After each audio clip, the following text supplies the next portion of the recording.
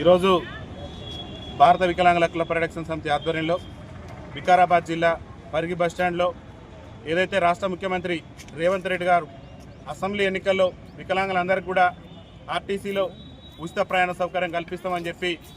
మరి దాదాపు 2 సంవత్సరాలు పూర్తయినా కానీ నేటి వరకు కూడా వికలాంగుల సమాజానికి ఉచిత రవాణా సౌకర్యం కల్పించినటువంటి తీరును నిరసిస్తూ ఈరోజు ఈ పరిగి బస్ స్టేషన్లో పంజాబీ డ్రెస్సులు వేసుకొని మా మహిళా అమ్మలు అక్కలు వాళ్ళ వేషధారణలో మేము రాష్ట్ర ప్రభుత్వానికి నిరసన తెలపడం జరిగింది. ముఖ్యంగా వికలాంగుల సమాజం ఇవాళ పంజాబీ డ్రెస్సులు వేసుకొని పరిగిలో నిరసన తెలపడానికి ప్రధాన ఉద్దేశం కూడా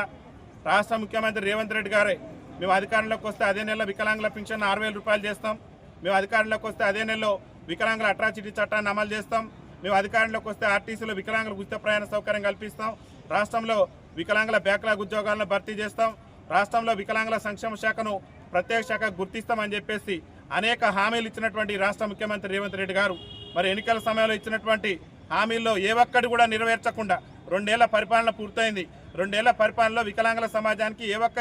హామీని కూడా నెరవేర్చకుండా వికలాంగుల సమాజం పట్ల వివక్ష ప్రదర్శిస్తున్నటువంటి నేపథ్యంలో ముఖ్యంగా పక్కనున్న ఆంధ్రప్రదేశ్ రాష్ట్ర ముఖ్యమంత్రి రేవంత్ రెడ్డి గారు ఎన్నికల మేనిఫెస్టోలో చెప్పలేదు, కానీ అక్కడ ఆర్టీసీలో వికలాంగులకు ఉచిత ప్రయాణ సౌకర్యం కల్పించిండు. ఇక్కడే మన ముఖ్యమంత్రి గారు ఎన్నికల మేనిఫెస్టోలో వికలాంగులకు ఉచిత ప్రయాణ సౌకర్యం కల్పిస్తానని చెప్పి ఇవాళ ఉచిత ప్రయాణం కల్పించినటువంటి తీరుకు నిరసనగా ఇవాళ పరిగి బస్టాండ్లో పంజాబీ డ్రెస్సులు వేసుకొని మా వికలాంగుల సమాజం నిరసన తెలిపింది. రాష్ట్ర ముఖ్యమంత్రి గారికి రాష్ట్ర రవాణా శాఖ మంత్రి పొన్నం ప్రభాకర్ గారు చెప్పుకుంటారు, గొప్పలు చెప్పే ప్రయత్నం చేస్తున్నారు. ఆయన తెలంగాణ రాష్ట్ర ఉద్యమంలో నేను పాల్గొన్నా అని, తెలంగాణ రాష్ట్ర ఉద్యమంలో మీరు పాల్గొన్నందుకు మీకు ప్రత్యేక పాదాభివందనం. పొన్నం ప్రభాకర్ గారు మీతో పాటు వై కళ్యాణ్ సైతం కూడా లెక్క చేయకుండా ఆనాడు తెలంగాణ రాష్ట్ర ఉద్యమంలో వికలాంగుల సమాజం కూడా పోరాటం చేసింది. మీ కాంగ్రెస్ పార్టీ ఎన్నికల మేనిఫెస్టోలో ఫ్రీ ఇస్తానని చెప్పి ఇవాళ మా మహిళా అక్కలకు అమ్మలకు చెల్లెలకు ఇచ్చి మాకు ఇవ్వకుండా మా సమాజం పట్ల వివక్ష ప్రదర్శించడం అంటే ఇంతకంటే దుర్మార్గం లేదు. పొన్నం ప్రభాకర్ గారు నిజంగా నిబద్ధత కలిగినటువంటి వ్యక్తి అయితే